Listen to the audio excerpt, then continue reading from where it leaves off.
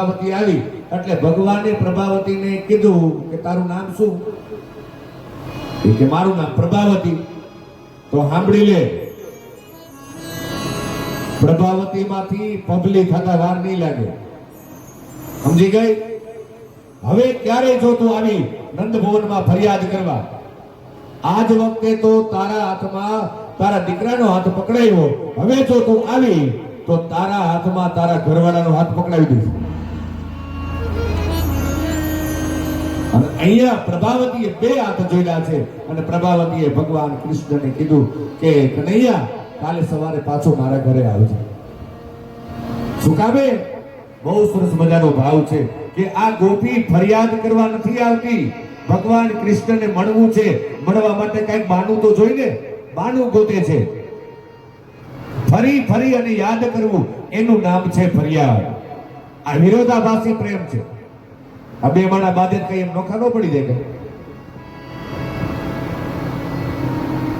એમ અહીંયા ભગવાન કૃષ્ણ અને જીવનો સંબંધ, ભગવાન કૃષ્ણ અને ગોપીઓનો સંબંધ, ક્યારેક વિરોધાભાસી પ્રેમ પણ અહીંયા પ્રગટ થાય છે. ઉદ્ધવજી જ્યારે સમજાવવા માટે થઈને આવ્યા ત્યારે અહીંયા ભ્રમર ગીતની અંદર પણ આ ભાવ પ્રગટ થયો છે. 5 ગીત છે દસમ સ્કંદની અંદર: વેણુ ગીત, ગોપી ગીત, ભ્રમર ગીત, યુગલ ગીત, મહિષી ગીત.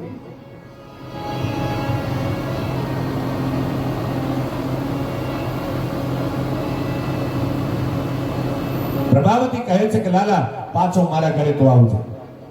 આ બધાની વ્રજ ભક્તોની ઈચ્છા છે કે નંદ ભવનમાં જવું છે, પણ નંદ ભવનમાં જવા માટેનું કંઈક બાનું તો જોઈએ ને. ભગવાન કૃષ્ણને મળવું છે, એના દર્શન કરવા છે, એની સાથે વાત કરવી છે, એના સાનિધ્યમાં રહેવું છે, એના સંગમાં રહેવું છે. એક ક્ષણ માટે પણ ભગવાનથી દૂર થવું નથી. કંઈક કારણ તો જોઈને, કારણ વિના આવવું કેમ? અને અહીંયા બાલકૃષ્ણ પ્રભુ અનેકવિધ લીલાઓ કરી રહ્યા છે. અને અહીંયા ગોવાળિયાઓએ કીધું કે લાલા બીજા બધાના ઘરે તો માખણ ખાસ, તારા ઘરે કોઈ દિવસ માખણ ખવડાવ્યું? ભગવાને કીધું કાલ સવાર મારા ઘરનો વારો, આવી જાજો બધા. છોકરાને મહેમાન જોવા આવ્યા એટલે પછી તો નીકળી ગયા.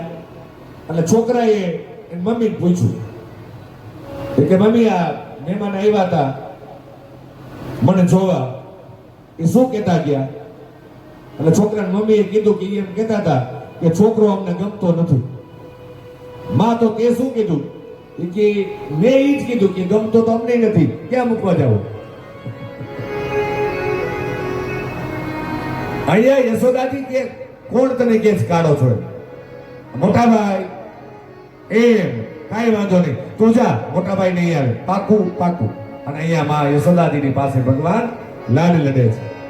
નહીં જાવ રે માં ગાવલડી ચાલે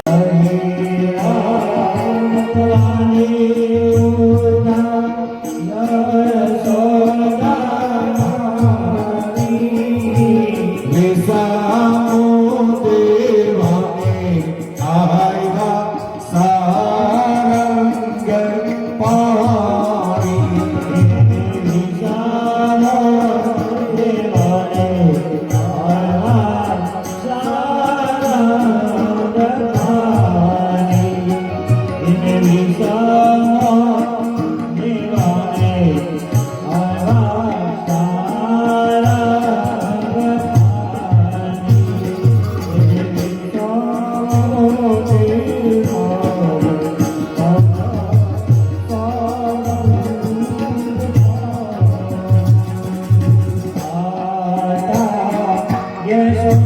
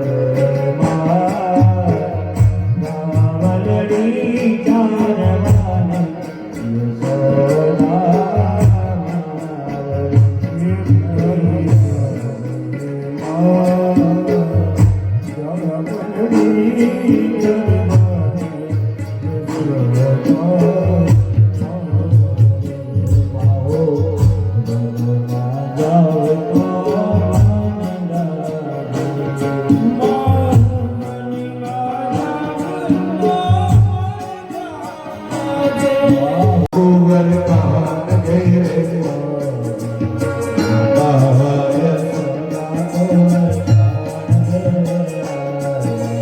ધીરે ધીરે તો કલીએ ને મોતી રે બધા રે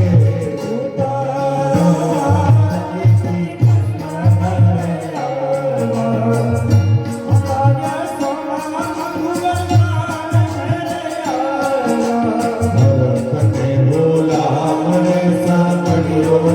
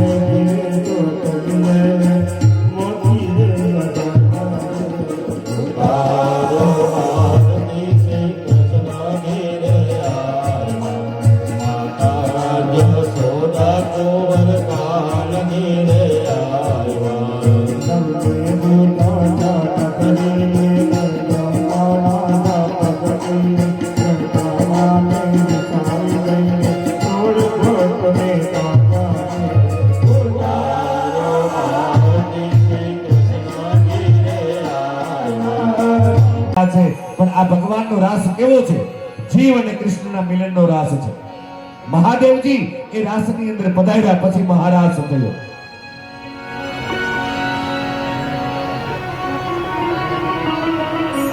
આકાશની અંદર બ્રહ્માજી આવી ગયા બીજી વખત જોવા માટે, પણ બ્રહ્માજીના મનની અંદર જે સંશય અને ભ્રમ હતો એ ભ્રમ દૂર કર્યો ભગવાને.